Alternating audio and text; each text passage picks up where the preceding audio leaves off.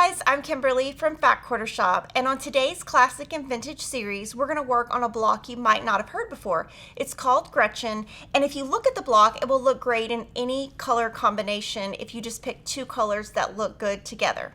Now, in the old days, you would make this block with paper templates, but now we have half square triangle paper and really nice rulers to make this easy so that you'll get an accurate result. Make sure you're subscribed to Fat Quarter Shop YouTube channel so you see more tutorials just like this. So let's get started.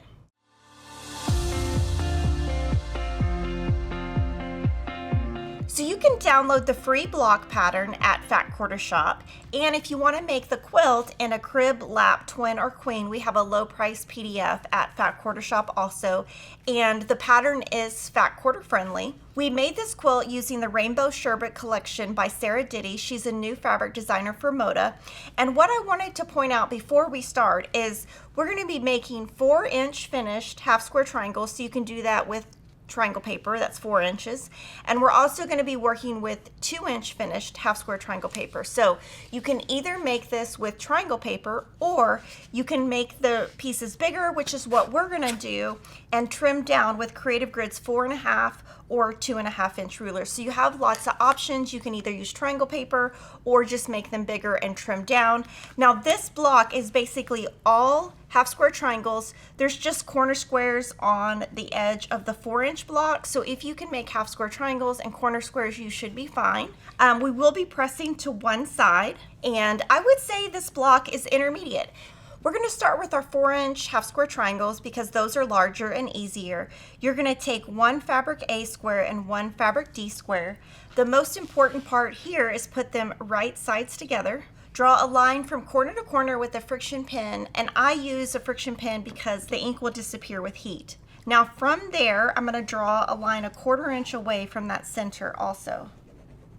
So you end up with 3 lines. From here, you're going to stitch on these outer lines, and right here I have stitched on the outer lines, and then you can press that and your lines will go away.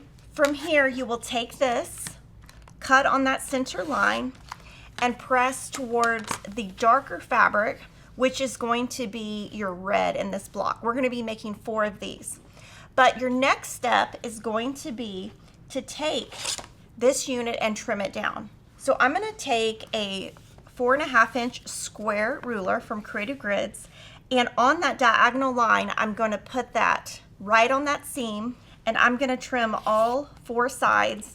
So basically you're making the half square triangle bigger and then trimming down.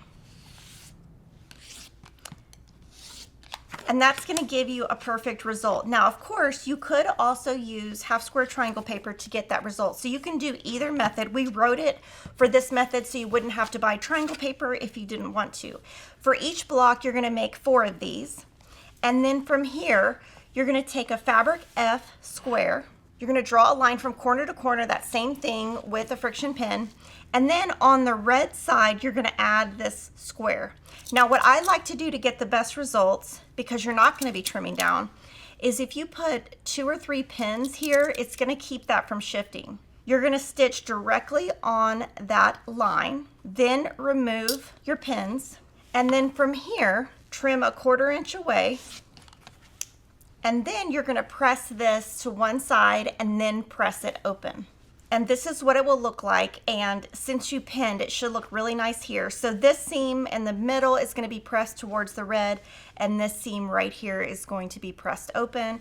And on this quilt, I used Aurifil Color 2000. I didn't want to use anything too dark, even though I've got dark red fabric here. I went ahead and went with a light thread. So here you're going to have a total of 4 units per block. Then we're going to move to our smaller half square triangles, which is going to be a fabric B and a fabric E square. You're going to use that same method, right sides together, draw your lines, stitch 1/4 inch away, cut in the center, and again press towards the red. And this one is going to be 2.5 inches unfinished. So you'll do that same thing, just using a 2.5-inch square ruler. And this is an extra step, but I think if you try this, you'll love it, or the half square triangle paper. Either method works, but I think when you make half square triangles, if you don't use triangle paper, you definitely should make them bigger and trim down so you get accurate results. For each block, you're gonna make a total of 16 2-inch finished half square triangles. Now from here, you're gonna build the block into quadrants. So at this point, we'll be making 4 units, and once we sew the 4 units together, we will put those together into one block. And so what you do is just lay it out according to your pattern. So you can see I've got red in these spots, making sure my small corner square goes in the center. Then you're going to press this according to your pattern, and once you've done that, this is how your unit is going to look.